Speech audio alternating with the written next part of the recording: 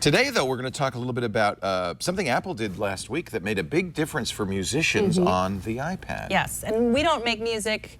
I try. I try to make beautiful music with Megan, but she refuses me at every turn. So I called up Serenity Caldwell from iMore and said, could you come on and tell us how this works and how you did it and show us the music that you made? Serenity Caldwell, welcome to the show.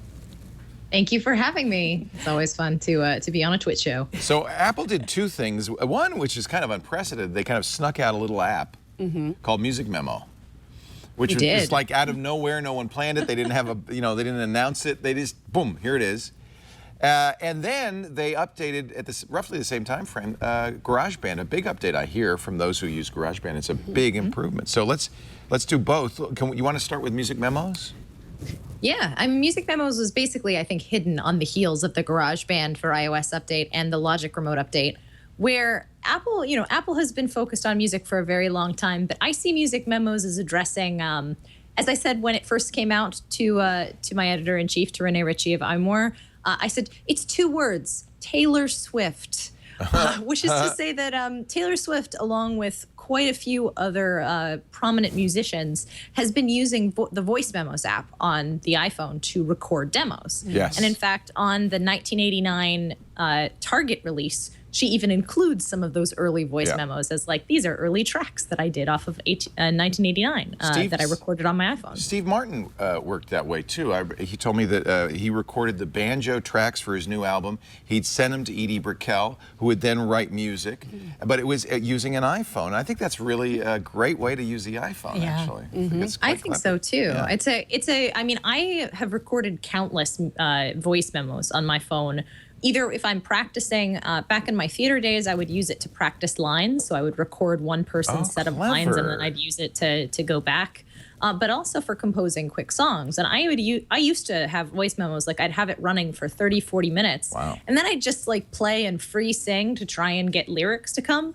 But when you think about like what that is actually, it's 40 minutes of jamming, fine. And then you're like, maybe there were 5 good ideas in that 40 minutes, like 5, maybe 3 or 4 minutes of usable footage in there. But trying to go through that music memo was very painful because it wasn't easy to export to GarageBand. And from there, that meant you just basically had to hand comb and be like, I think I remember minute 24 being good. Music Memos addresses that and adds a whole bunch of other really, really nice workflow features for musicians and people who are looking to kind of add a little bit of music to their drabbles, so to speak. And that's the first thing I'd say. I would say you don't have to be a musician to use this. No. It's good if you are. Jason Howell made the best music memo. He just got it, and it was like out of nowhere. He made it this really cute. Yeah, I want to hear this. Okay, you want to hear it? Yeah. It's not as good as yours. I call it J-Dog Unplugged. That's what I called it. But yeah, it really took him just a few minutes. Yeah. Catchy, huh? I like it. So it loops the dung dung chukka dung. Right, like that was just him beatboxing or whatever you call it. So what you do, I don't got it on here. I don't think it's intended for the iPad Pro, but I've got it on here on the iPad Pro. So you tap the circle to start recording. What Serenity was saying, you can tap auto and then it just knows when you're playing and when you're not, right? Whenever music is detected. So if you're a musician, that would work well, but for me. Yeah, you can control it. Like if you just... Yeah. So you just, Serenity, I see what you're saying. So the way you used Voice Memo, you would do a lot of just vamping. This will just record the 40-minute file. Yeah, yeah, I get it. Whereas with Music Memos, you have that beautiful little auto button. So actually, I used it when I was putting together my article for iMore, where I have my ukulele, right? And I love that thing for just messing around. And I would play like 3 little chords, and then another set of 3 chords, and another set of 3 chords. And every time I paused for a good chunk of time where I'd like play those 3 chords and then I'd stop and I'd think of like 3 different chords, it would separate those into separate idea files. So basically, anytime that you stop playing and start playing again, it creates an entirely separate file. So you know what was the good, the good vamping and the bad vamping because it's all separated. Instead of having to listen through one 40-minute epic, now you have like 10, 20 little pieces that you can go back and individually grab and say, oh yeah, this is the right file. I can send this immediately to GarageBand and start working on it. So I guess I kind of misunderstood I thought, oh, you press this button and you start singing a line. Mm-hmm. It'll record that.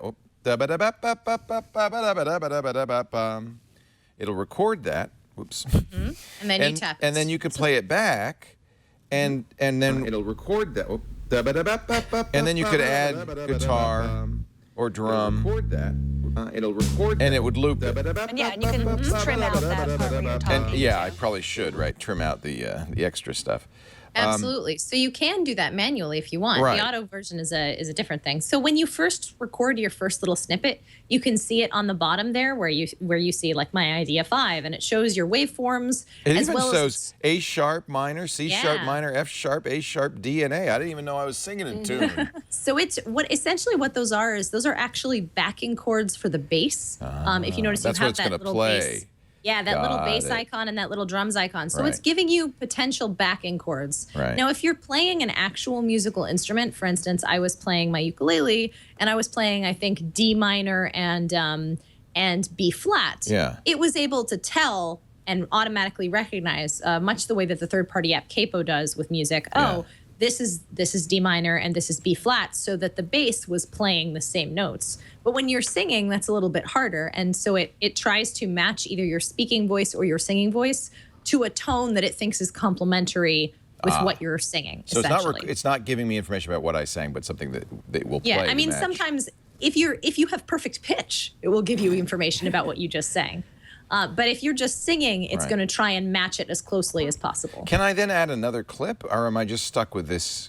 Yeah, so that's my one little beef with music memos is Yeah. that you are stuck to the one clip, and you Right. can add automatic bass backing and automatic drum mapping. Yeah. So when you tap on it like that, you've brought it up into the full sphere. Now this Right. is where it gets really cool. So you've got your full idea where you can trim it, Right. exactly like Yeah, that. yeah. And you just use the edit handles the way you would normally. And then once you finish trimming it, you can do all sorts of more things with your bass and your drums. So if you long tap on the bass or the drums at the bottom, it will bring up this nice little pop-up overview. So you can change the kind of bass. If you want an electric bass to play, and just like with GarageBand, it has these little music boxes where you can slide to make Right. the bass loud, complex, simple, or quiet. Same thing with the drums. You can choose between 2 kits and 3 different kind of drum sounds, as well as this 4. It's pretty simple though. These are Yeah. loops, but there's only 2 of them, and Exactly. They're much simpler loops than you would get in, say, GarageBand. It's designed primarily to give you the feel of a song without It's your actually rhythm making section. a complete song. Yeah. Exactly. So But let me it's see what really happens. cool. Yeah.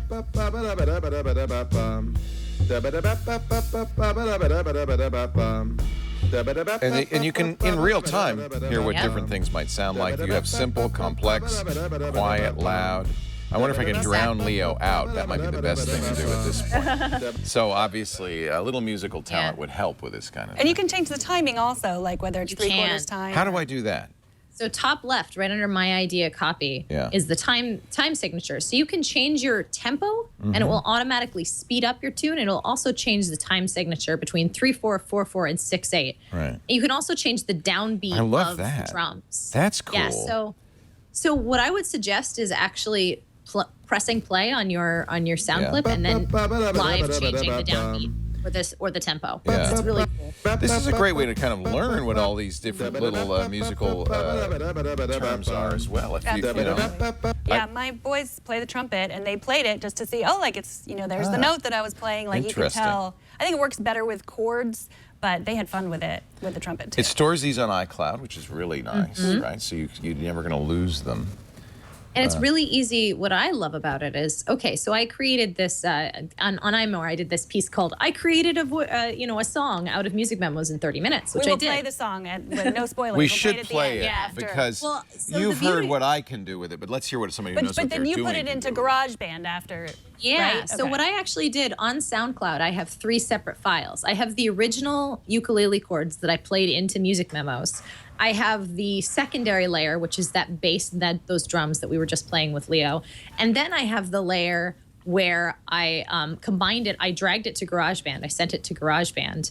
And then from there, I was able to overlay some vocals tracks. So if we play the first Yeah, let's hear clip the that says- just the music chords memos version. So yeah. not that one, The one the one right above it. Yep. Okay.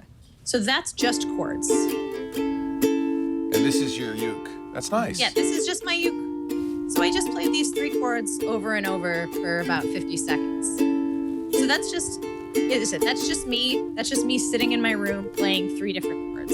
That's the If you that's the pause melody. that- All right. Yeah, that's the melody. So pause that and go to the next one. This is when I add in Music Memos band. So this is the bass and the drums. Okay, I'm in love already.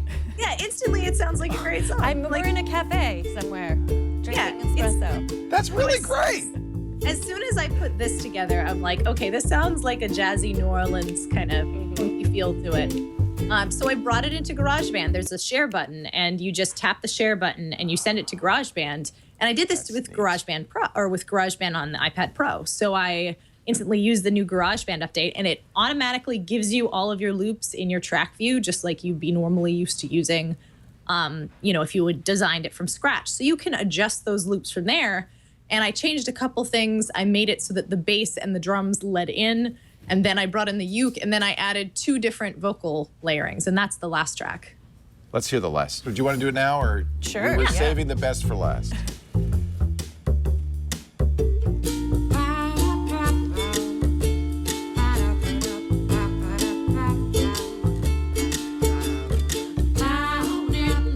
Oh man.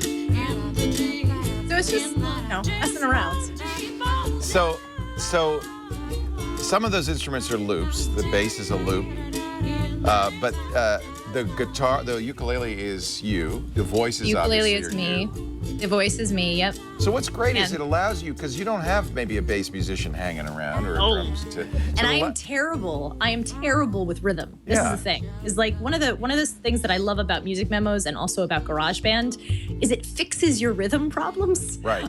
Where I can play rock band drums. I'm not a drummer. Right. But it really helps to have that drum beat in any kind of song that you're working on, because it's helpful for you to visualize what the bigger version of the song looks like, but it also gives it more atmosphere. It gives it more of a finished sound. And so GarageBand's automatic drummer is huge for that, for songwriters who don't have that rhythm and percussion talent to just do that. And while I could, I have a friend who's a cellist who I could probably be like, play something that sounds like a bass beat on my song. But, my friend's a professional cellist. She's got a gig, and I'm not just going to be able to call her up at any moment in time. And this really allows me to play around and test what I really want. What's so great about Music Memos is because it automatically detects the chords you're using. I mean, this is huge from again, I'm a dabbling musician at most. My parents are both musicians, so I have kind of like the aura of expertise, but I'm not somebody who has studied music theory extensively, and I'm not somebody who can write you sheet music to say, I want this. So Music Memos really allows me to take the chords that I know on my ukulele and pair them with a bass track and a drums track, so that when I go into GarageBand, I automatically know what keys I want to be in and what tracking I want for my auxiliary instruments.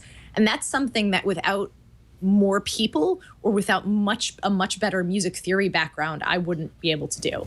I just wouldn't. I would give up, because I would just be like, well, I would love to do this, but I need like 5 more years experience in music theory to actually be able to put this together. Or I need some friends who are legitimately professional musicians. That's kind of what GarageBand really always has been, which is enabling people with little or no musical talent to make music. And a lot of people got into music. I know it's my son. He went from GarageBand to Ableton Live. He uses Logic Pro, and he's doing a lot of great stuff. And he was inspired because it was so easy to get started. And this makes it even easier.